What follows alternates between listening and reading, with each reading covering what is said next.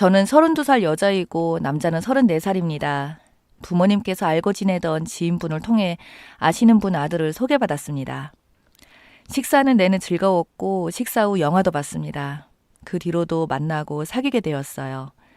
연애 과정에서 남친의 행동 문제로 몇 번 뭐라고 한 것 외에는 크게 싸운 적이 없어 그럭저럭 잘 만나왔고 그렇게 지내다가 그 집 여동생이 먼저 결혼을 했습니다.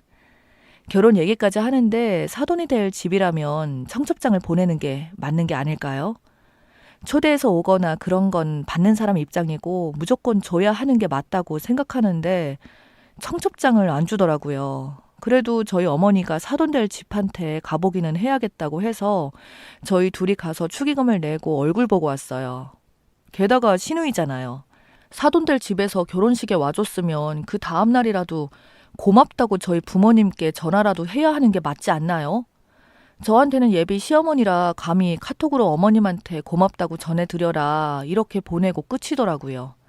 무슨 이런 경우가 있지? 결혼 전부터 저희 집을 무시하나 싶기도 하고 부모님도 상당히 불쾌하셨어요. 그래도 사람마다 부담이라고 생각하는 기준이 다를 수도 있겠다 싶어서 넘겼습니다. 우리 가족이 부담이 될까 봐 배려한 것일 수도 있으니까요. 그러다 상견례를 하게 되었죠. 본래는 본인들과 부모님들 이렇게 보는 게 어떻겠냐고 했는데 남자 쪽 아버님이 가족 전체가 다 같이 보는 게 좋겠다고 해서 전체 다 같이 보기로 했습니다. 남친 쪽은 저희 아버지, 어머니, 여동생 남편 이렇게 나왔고 저희 집은 저 아빠, 엄마, 남동생 4명 나갔어요. 상견례의 기본 옷차림은 뭔가요? 당연히 양가 식구들이 다 만나는 자리인데 첫인상이 중요하기 때문에 남자는 정장, 여자는 단정한 원피스나 정장을 입어야 한다는 것이 보통 사람들의 생각입니다. 상견례 때 첫 이미지가 얼마나 중요한 자리인데 정말 아니었습니다. 저희 엄마는 아침 일찍 일어나서 헤어숍 가서 머리랑 메이크업 받으시고 출발하셨거든요. 가족들 모두 정장을 입었습니다. 그런데 남자친구 쪽은 약속 시간도 20분이나 늦으면서 아버지는 야상 자켓에 어머니는 머리도 안 말고 화장도 안 하고 가디건을 입고 오셨고 여동생이라는 분의 남편이라는 사람은 흰색 라운지 티에 회색 가디건 커플룩으로 입고 왔습니다. 저희 가족은 그 자리에서 표정이 굳었는데 그런 줄도 모르고 그냥 편하게 얘기하더라고요. 신혼집 문제는 저와 남친이 모아둔 돈에 저희 집에서 1억, 남친 집에서 4천 이렇게 보태주시기로 먼저 얘기가 되어 있는 상태였어요. 예전에는 더 잘 살았는데 지금이 사정이 좀 어렵다면서요. 그래서 저희 엄마 아빠가 딸내미 더 이뻐해달라고 이해하셨고 그런 돈 문제는 더 이상 예민한 이야기니 꺼내지 않는 상태였습니다. 원래는 상견례 자리에서 말을 아껴야 하고 할 이야기는 적당히 해야죠. 그런데 예비 시어머니 되는 분이 자꾸 저희 엄마한테 예물은 어떤 것을 원하고 무엇을 원하냐고 노골적으로 3번을 물어보더라고요. 원한다고 이야기하면 다 해줄 건가요? 기분이 나쁜 상태에서 상견례가 끝났어요. 제가 부모님한테 잘 얘기해서 잘 풀었지만 저 역시 좀 그렇기는 하더라고요. 그런데 그 집은 그런 기본적인 것들을 몰랐어요. 상견례 후에 제가 남친에게 물었습니다. 어머니와 동생 부부는 그렇게 입고 상견례 자리에 나오냐고 아버님이 선택해서 입은 거냐고 물었더니 그 전날 비싸게 주고 산 거라 잘 어울려서 입고 나간 거라고요. 이게 뭐지? 라는 생각이 들었습니다. 그때 남자친구가 사람 하나는 괜찮다고 생각했기에 어찌저찌 결혼 날짜를 정했고 그에 맞게 예식장이며 신혼여행 스드메 전부 준비하고 있었어요. 한 번 터진 양가 어머님들 한복을 고르러 가는 날이었는데 한복집에 친하지 않은 관계인 사돈끼리 같이 가면 별로 좋지 않다는 말을 들어서 얼굴 한번 보신 분들인데 얼마나 친하겠습니까? 그래서 따로 모시고 갈 예정이었어요. 예비 시어머님이 이상한 고집을 부리기 시작하는데 한복을 꼭 우리 친정 엄마랑 같이 대여하시겠다고 하는 거예요. 그래서 저희가 너무 튀지만 않으면 굳이 맞추지 않아도 된다고 설명을 드렸어요. 그래도 계속 같이 가야 한다고 하셔서 시간을 맞춰서 한복집을 예약하고 만났습니다. 한복을 고르고 있는데 갑자기 사돈, 내가 딸 시집 보낼 때 분홍 치마를 못 입어봤는데 우리 아예 똑같이 흰 저고리에 분홍 치마 입는 것이 어때요? 하면서 신부 측 한복을 고르는 거예요. 모두 다 당황해서 멍 때리고 있는데 눈치챈 한복집 사장님이 그렇게 하시면 아무리 신랑 측 신부 측 나눠져 있다고 해도 하객들이 헷갈리세요 하면서 말렸는데 괜찮대요. 괜찮기는 누가 괜찮은 건지 그러면서 그 자리에서 30분을 자기 소원이라면서 어필을 하시는 거예요. 저랑 엄마랑 그래도 그건 아닌 것 같다고 그러면 차라리 위에 연한 하늘색 저고리 치마는 분홍 치마를 입으시라고 우리 엄마는 색을 더 고르지 않고 노랑이나 하얀 저고리를 입겠다고 하셨죠.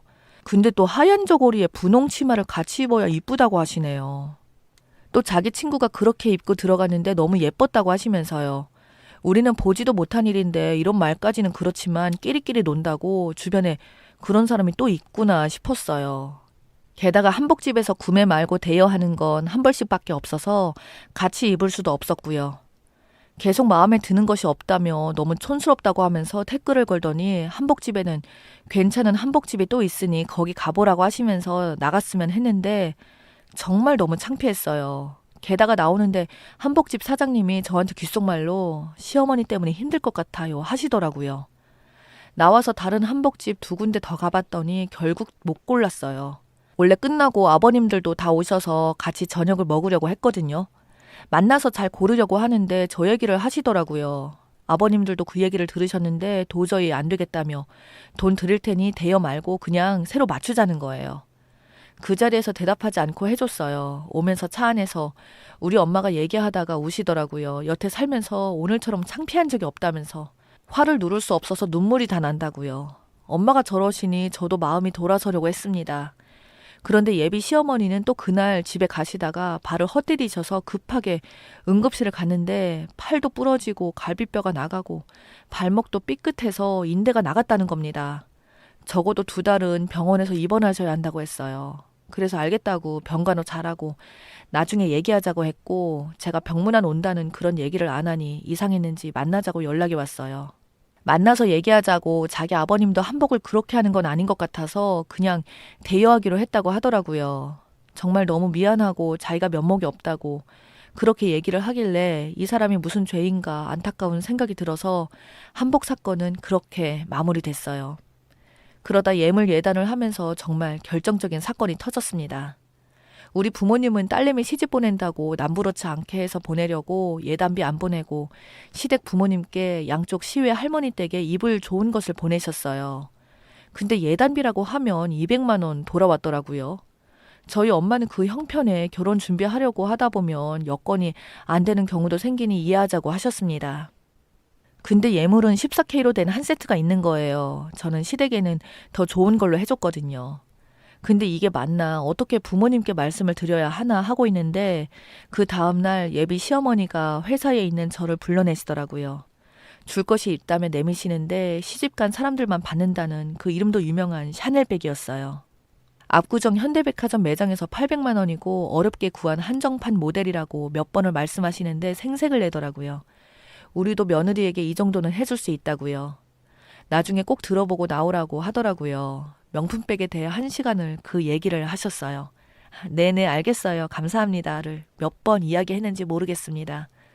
저는 명품백에는 관심이 없었어요. 뭐든 나한테 맞고 예쁘면 되는 거 아닐까요? 그래도 저를 이렇게 챙겨주시니 좋았는데 똑같은 생색을 2시간이나 듣고 있으려니 좀 지겹기는 했어요. 그냥 받지 말까 생각이 들 정도로요. 집에 들고 가서 엄마 아빠에게 14K 세트랑 샤넬백을 자랑하고 물론 백을 나름 살펴봤어요. 파우치도 고급지게 되어 있었고 디자인이 정말 이쁘기는 이쁘더라고요. 근데 샤넬 로고를 자세히 보니 기스가 있는 것이 보이는 게 아니겠어요? 명품백은 보수를 잘하겠죠. 그 기스가 너무 눈에 띄었어요. 비싼 가방인데 이래서는 좀 들기가 그랬어요. 시어머니가 말한 백화점 매장으로 갔고 매장 직원에게 가방을 보여주며 기스가 난 로고 부분을 설명했어요. 직원이 이 정도 스크래치면 교환이나 환불이 가능하다고 하셔서 잠시 기다려달라고 하더라고요. 한정판으로 나온 모델이라 교환은 어려울 수 있다는 친절한 설명과 함께요. 한정판이 맞나 보다 하고 기다리고 있었습니다. 잠시 뒤 직원분이 나오더니 고객님 어디에서 선물 받으신 건가요? 하고 묻더군요.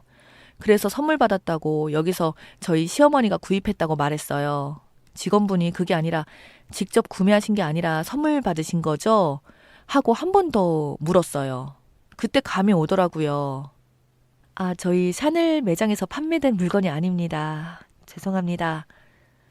정말 말로만 듣던 짝퉁이었던 거예요. 얼굴이 달아오르는 게 느껴질 정도로 창피했어요.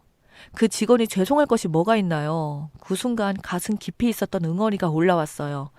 결혼 준비하면서 지금까지 저를 그리고 우리 집을 우습게 봤던 시어머니 행동들이 떠오르더라고요. 진짜 이건 아닌 것 같은데 만약 이대로 결혼이라도 하게 된다면 제 결혼 생활이 어떻게 될지 뻔히 보이기도 했고요. 그날 이후 남친에게 전화가 왔어요. 저녁을 먹자고요. 그래, 뭔가 잘못된 거겠지. 가서 물어나 보자 싶어서 저녁에 그 집으로 갔습니다. 시댁에 도착했는데 역시나 저녁 준비가 하나도 안 되어 있었어요. 그래서 뭐 손수 준비한 음식 기대도 안 했습니다. 예비 며느리한테 짝퉁 가방을 준 사람인 거예요.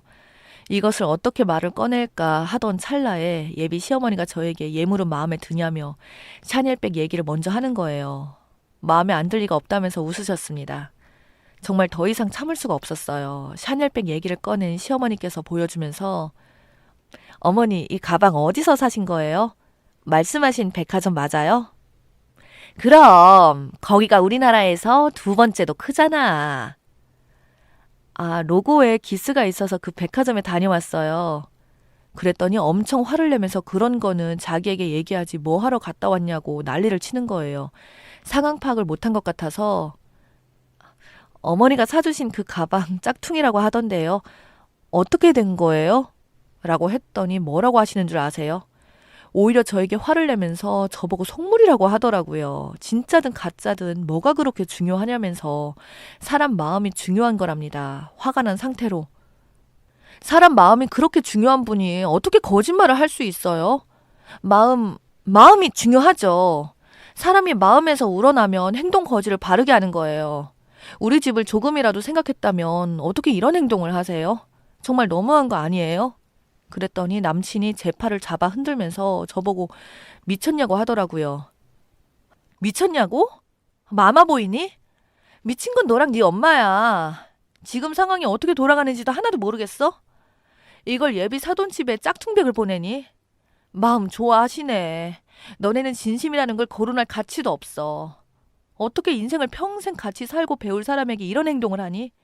너네 집 좀 살았다고 난리치길래 거짓말로 귀엽게 받아주려고 했어.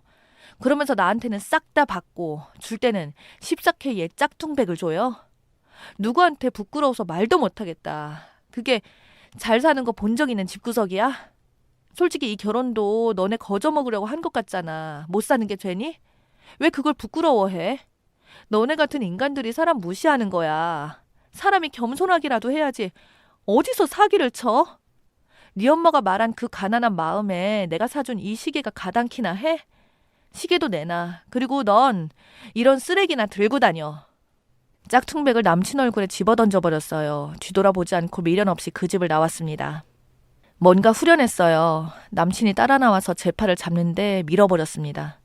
제가 힘이 센 건지 그 사람이 연기인 건지 길에 나뒹굴더라고요. 집에 가서 부모님께 다 말씀을 드렸습니다. 알고 계셨지만 어차피 제가 결혼하려고 마음먹은 집안인데 엄마 아빠가 참아야 한다고 생각하셨다고 해요. 결정 잘했다고 안아주셨습니다. 아직 돌려받아야 하는 것들에 대한 절차가 남아있지만 부모님이 도와주셔서 잘 해결될 것 같습니다. 폭풍과 같은 날이 지나가고 나니 옛날 어르신들이 했던 말이 떠올랐어요. 결혼은 둘이 아니라 집안과 집안이 하는 거라는 말입니다. 사람 정말 잘 보고 집안 사람도 정말 잘 보고 인연을 맺어야겠습니다. 지옥에서 탈출한 제가 너무 다행이라는 생각이 들어요. 글을 읽고 나니 시원해지네요.